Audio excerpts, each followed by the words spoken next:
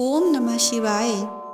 आज की इस वीडियो में हम चर्चा करेंगे श्री शिव महापुराण की विंध्येश्वर संहिता के अध्याय 12, 13 एवं 14 की कथाओं के बारे में। विंध्येश्वर संहिता अध्याय 1 से लेकर 11 तक के सभी कथाओं को मैंने अपने चैनल पर अपलोड कर दिया है। आप डिस्क्रिप्शन बॉक्स में दिए गए लिंक पर जाकर उन सभी कथाओं का श्रवण कर सकते हैं। तो चलिए श्री शिव महापुराण के विंध्येश्वर संहिता का 12वां अध्याय की कथा का प्रारंभ करते हैं। बोलिए गणेश महाराज की जय, बाबा भोलेनाथ की जय, माँ भगवती अम्बा पार्वती की जय। विंध्येश्वर संहिता 12वां अध्याय। इस अध्याय के अंतर्गत हम शिव क्षेत्र विवेचन के बारे में कथा श्रवण करेंगे। शिवजी बोले, हे बुद्धिमान ऋषियों, मुक्तिदायक शिव क्षेत्रों को सुनिए। गहन वनों और पर्वतों से युक्त इस भूमि का 50 करोड़ एक ऐसा विस्तार है कि जिस पर इस विस्तृत जगत में इसके निवासियों के कल्याणार्थ जहाँ तहाँ श्री शंभु भगवान ने कृपा कर अपने क्षेत्रों की कल्पना की है। इसके अतिरिक्त ऋषियों और देवताओं के ग्रहण और परिग्रहण से लोक रक्षार्थ स्वयं भी प्रकट हुए अनेक ऐसे क्षेत्र हैं कि जिनमें सर्वदा स्नान, दान और जप आदि करना योग्य है और न करने से दुख, दारिद्र्य और गूंगेपन का विकार मनुष्य को घेर लेता है। अहो, ऐसे भारतवर्ष में प्राण विसर्जन करने वाला मनुष्य ब्रह्मलोक को प्राप्त कर पुनः मनुष्य योनि को प्राप्त करता है। क्षेत्र में पाप करना वज्र की तरह दृढ़ हो जाता है। अतएव हे मुनियों, पुण्य क्षेत्र में निवास करने पर किंचित भी पाप ना करें और जैसे भी हो सके मनुष्य को चाहिए कि वह सर्वदा पुण्य क्षेत्र में ही निवास करे। गंगा आदि नदियों के तट पर अनेकों तीर्थ हैं। 60 मुख वाली सरस्वती नदी बड़ी ही पुनीत है।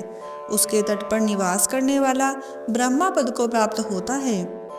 हिमालय से निकली शतमुखी गंगा नदी पतित पावन है। उसके तट पर वास करें अथवा काशी आदि अनेक पुण्य क्षेत्र हैं कि जिसमें जाकर बसें। सोनभद्र के तट पर बसें, उसमें स्नान करने और वहां व्रत करने से गणेश पद प्राप्त होता है। महानदी नर्मदा के तट पर बसें, जो 24 मुखों वाली और वैष्णव पद प्रदान करने वाली है। 12 मुखों वाली तमसा नदी, 10 मुख वाली रेवा नदी और महापुण्यदायक गोदावरी नदी के तट पर बसें, जहाँ की बसने से ब्रह्म हत्या तथा गौ हत्या का भी पाप नष्ट हो जाता है। यह 21 मुख वाली गोदावरी रुद्रलोक को देने वाली है। इसके अतिरिक्त 18 मुख वाली कृष्णवेणी नदी विष्णु लोकदायक, 10 मुखी तुंगभद्रा ब्रह्मलोकदायक और सुवर्णमुखी नदी जो 9 मुखों वाली है और जो ब्रह्मलोक में च्युत होते हुए भी प्राणियों को अपने तट पर जन्म देती है, तथा सरस्वती, पंपा, जनिया, श्वेत नदी, महापुण्य कावेरी जिसके 27 मुख हैं। ये सभी पुण्यवदा, शुभप्रद एवं स्वर्गदायक हैं तथा इनके तट ब्रह्मा और विष्णु पद के देने वाले हैं। ये सभी पुण्य क्षेत्र शिवलोकदायक और शिव संबंधी अभिष्ट फलदायक हैं। इन सभी नदियों और क्षेत्रों में स्नान का पृथक पृथक पर्व है। इन पर्वों और मुहूर्तों में जो इन नदियों में स्नान करता है उसे उसके महात्म्य के अनुसार उत्तमोत्तम फलों की प्राप्ति होती है। यदि सदाचार, सद्व्रति और सद्भावना से बुद्धिमान पुरुष इन नदियों के तट पर निवास करता है तो उसे अनेकों प्रकार की रिद्धि सिद्धि प्राप्त होती है। किंतु ऐसे पुण्य क्षेत्र में थोड़ा भी किया हुआ पाप मनुष्य के बड़े से बड़े पुण्य का नाश कर देता है और जब उतने ही समय तक उसके लिए प्रायश्चित करे तब वह क्षय होता है, क्योंकि पुण्य ही ऐश्वर्य को देने वाला है। कायिक वाचिक पाप तो शीघ्र नष्ट भी हो जाते हैं, परंतु मानसिक पाप वज्रलेप के समान होता है, जो कल्प कल्पांतर तक नहीं छूटता और वह केवल ध्यान से ही छूटता है। जब ध्यान और तप से शरीर को सुखावें तब कहीं उनसे छुटकारा प्राप्त होता है। पुण्य पाप के 3 चक्कर हैं, बीज, वृद्धि और भोग। ज्ञान द्वारा इन तीनों को घटाया या बढ़ाया जा सकता है, परंतु इस प्रकार के प्रयत्न की आवश्यकता ही क्या है? ना पाप करेगा, ना उनका शमन करने का यत्न करना होगा। अतएव जगत में निष्पाप जीवन ही उचित है और मनुष्य को सच्चा सुख तभी प्राप्त होता है। इति श्री शिव महापुराण विंध्येश्वर संहिता का 12वां अध्याय समाप्त। बोलिए मेरे भोले बाबा की जय। माँ भगवती अम्बा पार्वती की जय हो। विंध्येश्वर संहिता 13वां अध्याय। इस अध्याय के अंतर्गत हम सदाचार विवेचन के बारे में कथा श्रवण करेंगे। ऋषि बोले, हे विद्वान सूत जी, अब आप हमें यह बतलाइए कि धर्म क्या है और अधर्म क्या है, जिनसे स्वर्ग और नरक आदि लोकों में जाना पड़ता है, तथा वह सदाचार क्या है जिससे इस पर विजय प्राप्त की जा सकती है। सूत जी बोले, हे ऋषियों, ब्राह्मण, क्षत्रिय, वैश्य और शूद्र, इन चारों वर्णों को उचित है कि वे सूर्योदय से पूर्व उठकर अपने इष्ट देव का ध्यान करें, फिर अपनी उन्नति के लिए धर्म, अर्थ का और अपने पर आने वाली आपत्तियों तथा अपने आय व्यय का पूर्णतः विचार करें। पूर्व दिशा की ओर मुख करके बैठने से उत्तम फल की प्राप्ति होती है। रात्रि का अंतिम पहर उषा कहलाता है। उसमें उठकर ब्राह्मण घर से दूर बाहर जाकर शौच आदि कर्मों से निवृत्त होकर दातुन करे और जल के देवताओं को नमस्कार करके स्नान करे। कंठ तक या कमर तक जल में खड़े होकर स्नान करना उत्तम है, परंतु ऐसा न कर सके तो घुटनों तक जल में मंत्र से स्नान करे और उस तीर्थ के जल से वहाँ के तथा अपने इष्ट देवताओं को तृप्त करे।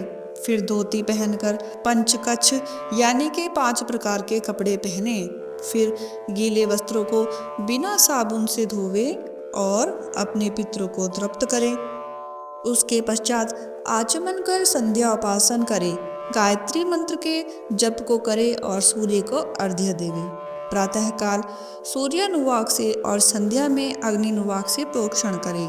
संध्या समय पश्चिम की ओर मुख करके तथा प्रातः एवं मध्याह्न समय में अंगुलियों से तीर्थ देवता को जल देवे।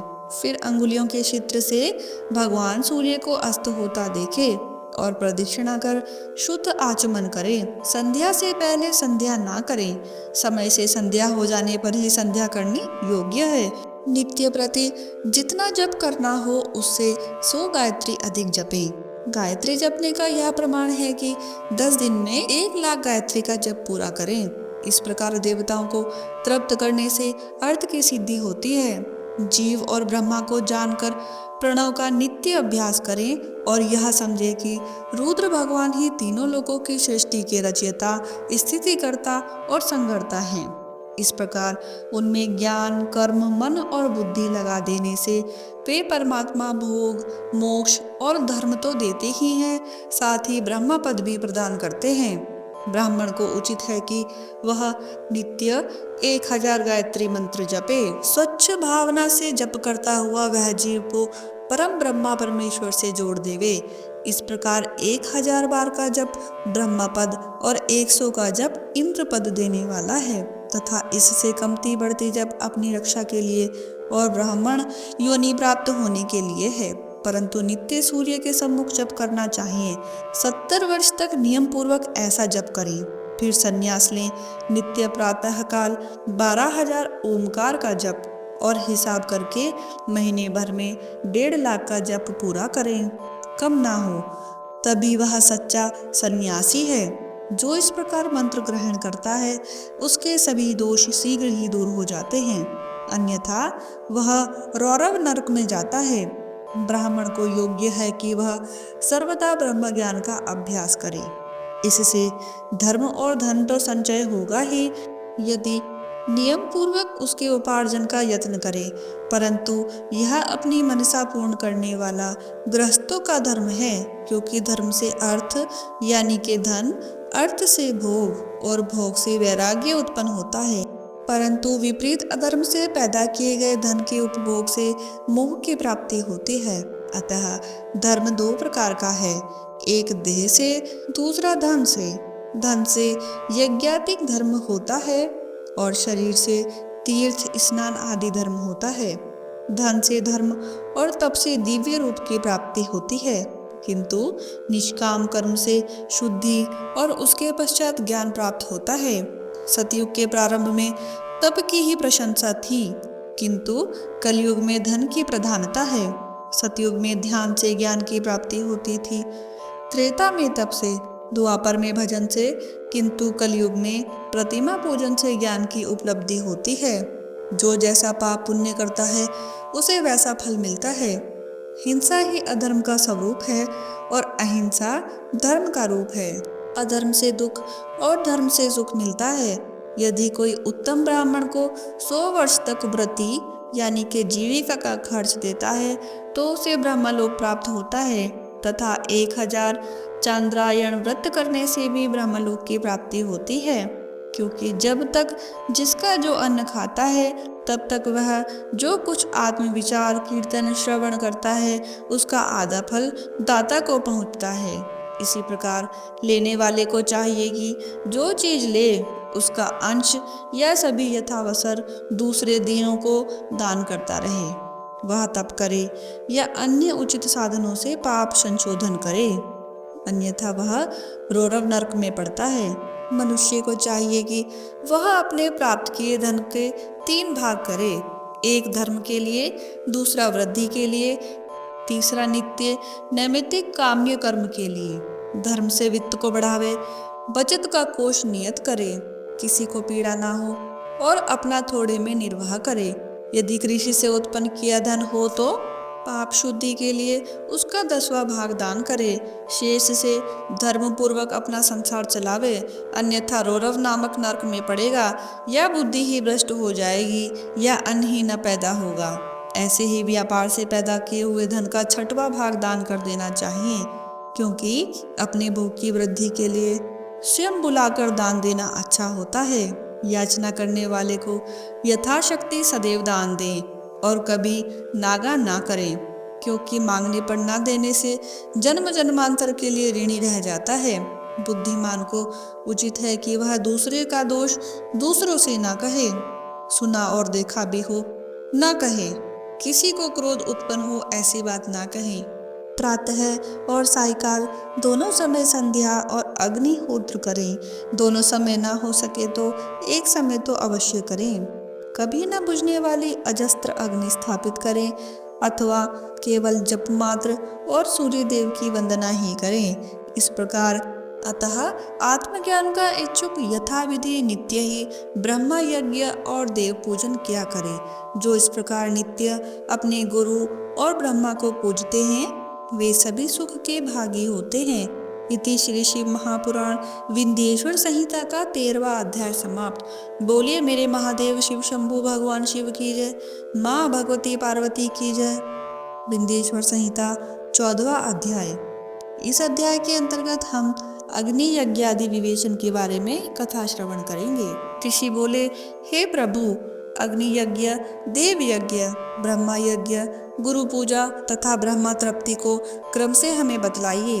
सूत जी बोले, अग्नि में द्रव्य युक्त हवन करना ही अग्नि यज्ञ है। हे ब्राह्मणों, यह अग्नि यज्ञ कई प्रकार का होता है। एक तो वह जो समिधा अग्नि में हवन की जाती है, दूसरी ब्रह्मचार्य अग्नि जिसमें ब्रह्मादि का बाहुल्य होता है। जब तक विवाह नहीं होता तब तक वह ब्रह्मचारी है।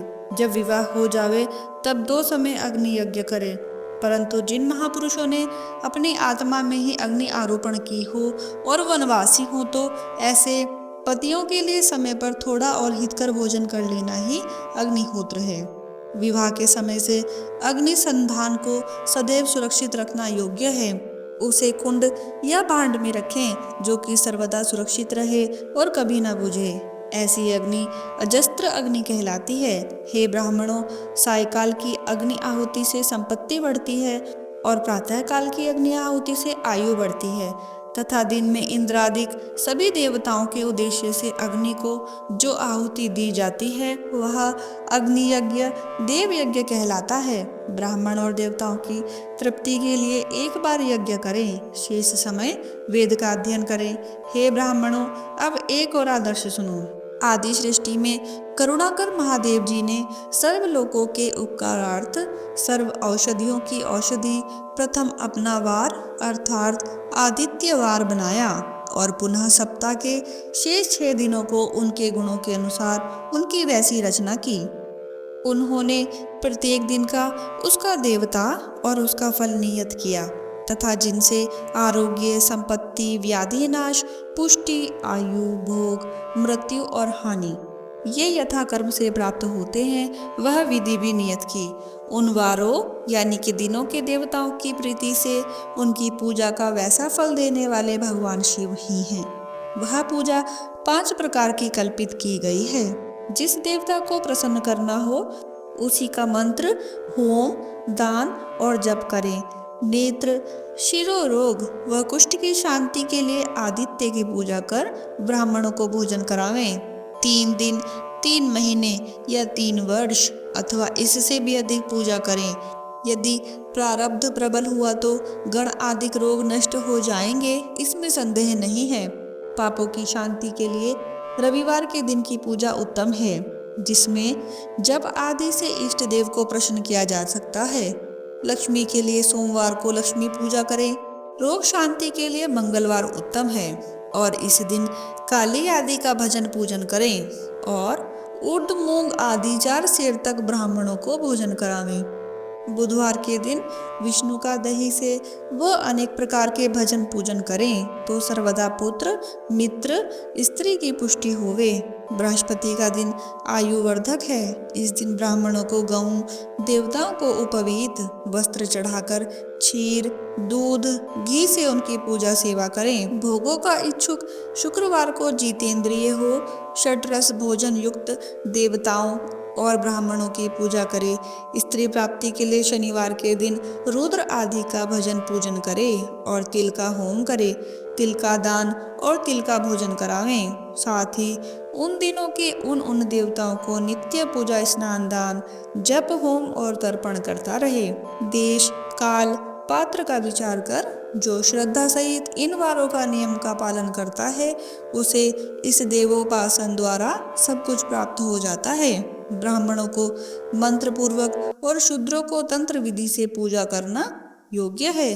धनाभाव हो तो तप से देवताओं की उपासना करें, धनी हो तो धन से पूजा करें, परंतु कुछ करें श्रद्धा से करें।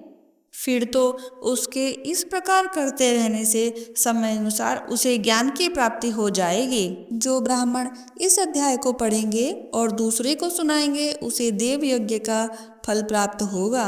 इति श्री शिव महापुराण विंध्येश्वर संहिता का 14वां अध्याय समाप्त। बोलिए मेरे महादेव शिव शंकर भगवान शिव की जय, माँ भगवती पार्वती की जय। आशा करती हूँ कि बाबा भोलेनाथ की इस महिमा को आप तक पहुँचाने का मेरा यह प्रयास सफल रहेगा। अगर आपको मेरी वीडियोस पसंद आती हैं तो आप इनको लाइक करें, शेयर करें और मेरे चैनल को सब्सक्राइब करना ना भूलें। धन्यवाद।